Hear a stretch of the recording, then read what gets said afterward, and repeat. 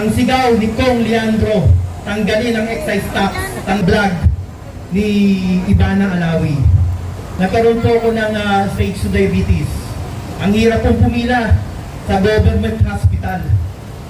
Grabe, nagbayad ako ng 10 taong megit sa aking PhilHealth. Sa tagal na natin na nagpipiket dito sa harapan ng ating Senado ay walang nakita ang ating mga kapulisan na nilabag tungkol sa batas trapiko sa pagkakalat dito sa lansayang ito. Kaya ang pangalan ngayon o meaning ng DDS ay disiplinadong Duterte supporters. Payag ba kayo doon? Payag! Bakit ba yan? Payag ba kayo doon? Lakasan ninyo dahil yan ang inaantok na ako. Dahil kahapon pa kami nandito, hindi na kami natulog dahil excited na kami. Dahil ang alam namin ngayong araw na ito ay idedeklara na ang makasaysayan people power. Pero ano ngayon? Ang taong bayan ay hindi na nakikinig dahil wala silang pakialam kahit ninanakawan sila ng mga politikong galit sa pangyarihan. Dahil kahit bilyon ang ninagaw sa kanila ay tuwang-tuwa pa ang mga taong ito. Nasaan ang kanilang mga utak? Nasaan ang kanilang paninindigan upang sa ganon ay ipagtanggol ang demokrasya ng Pilipinas? Kaya, kung napansin ninyo mga kababayan, ang sinabi dito, democracy is dead.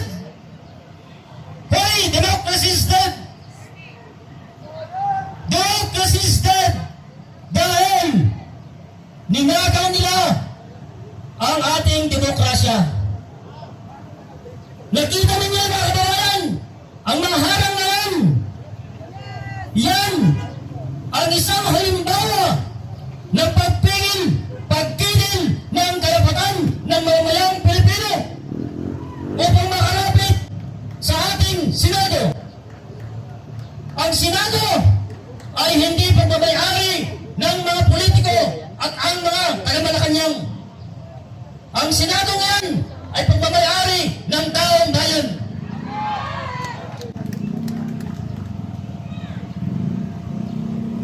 Dito, ang dami namin pagkikipaglaban upang mag-secure ng ating permit para sa ganon ay mag-rally dito sa harapan ng Senado. Alam niyo ba kung ano ang pangay nating bilang mamamayang Pilipino? Alam niyo ba ang karapatan nating mamamayang Pilipino upang sa ganon ay magsagawa ng pag-rally dito sa harapan ng Senado?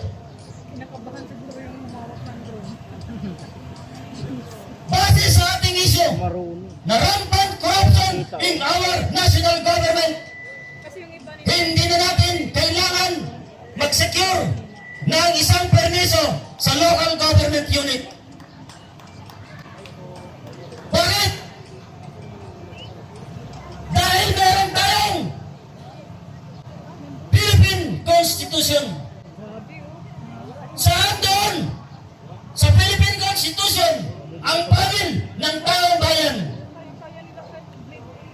According to our constitutional rights, as per Article 3 of Section 4 ng 1997 Constitution, right to assemble, nandoon po. Tingnan ninyo sa inyong mga Google. Tingnan ninyo kung meron kayong aklat ng Philippine Constitution. Yan ang napakasimpleng pangil ng taong bayan, pero hindi natin yan na-exercise. Dahil ano? Dahil nagmukha tayong mga mangmang sa sarili nating batasang pambansa. Sino nakakaalam nun sa inyo dito? Sa dami ng mga abogado na mayroon tayo dito nakapagtapos sa Pilipinas, pumasok sila sa sila sa Senado upang sa ganun ay itago ang nalalaman nila tungkol dito sa Philippine Constitution. Bakit hindi nila sabihin ito? Napakadaling sabihin nila dahil kung sila ay against corruption dito sa pamahalaan ito, dapat ituro nila sa taong bayan ang pamamaraan o ang pangil ng taong bayan para sa ganun ay makapagpikit o makapagrally sila para protestahan ang pagnanakaw ng mga ganit ng mga politiko sa ating kaban ng bayan. Walang iba kundi si Kuya Hicks Gonzales ng DRT NCR President. Napanood ko po yung vlogger, yung vlog ni Ivana Alawi. Yung dalawang vlog niya, yung tungkol po sa magsasaka at yung tungkol sa jeepney driver. Yung mga magsasaka po na nagtatanim ng palay, 4,000 lang ang kinikita sa loob na cycle ng pagtatanim. Paano po magkakasya yung 4,000 sa kanyang pamilya sa 4 na buwan? Yung pong driver ng jeep, noon kumikita sila ng 1,000, ngayon malaki na ang 300. Bakit? Dahil meron po tayong mga politikong walang tunay na pagmamalasakit sa bawat mamamayang Pilipino. Meron tayong mga politiko ang malasakit ang kanilang sariling bulsa, ang kanilang sariling kaginhawaan sa buhay. Kaya ang prioridad, flood control dahil mabilis pagnakawan.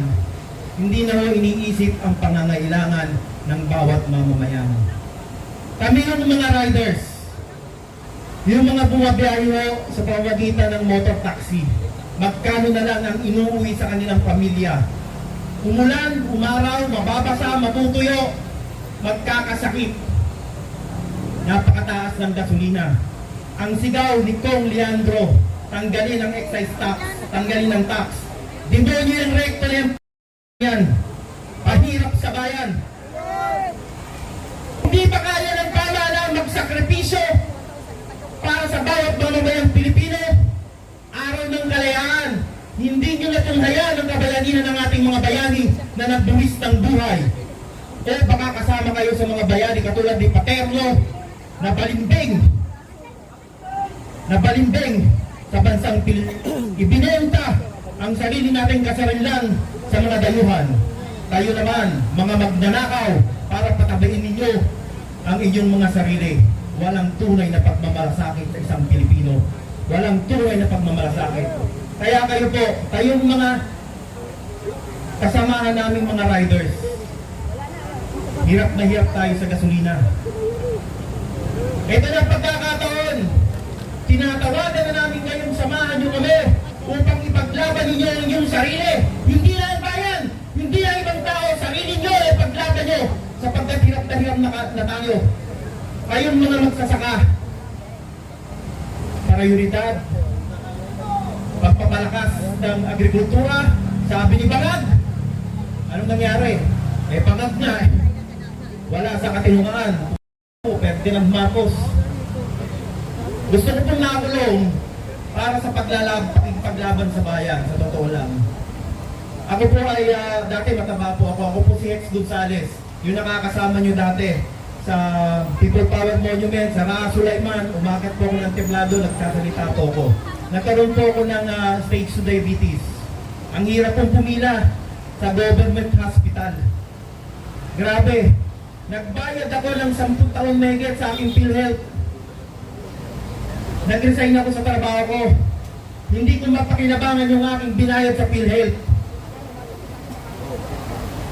Parang ang sistema po kasi na ginagawa ng pamahalaan natin, negosyo, hindi serbisyo sa bayan. Kaya po nananatili ang maraming Pilipino kay Tatay Digong at sa mga Duterte dahil nakita namin ang tunay na malasakit. Tunay na tapang, may malasakit po. Dati-dati kumukuha ka ng driver's license, ang naka-aircon lang yung mga empleyado. Pero yung mga nag-a-apply, sobrang init. Pero nung si Tatay Digong ginawa ng 10 taon ang ating lisensya, air condition pa yung lugar ng aplikante. Kahit maghintay ng matagal, malamig, maginawa.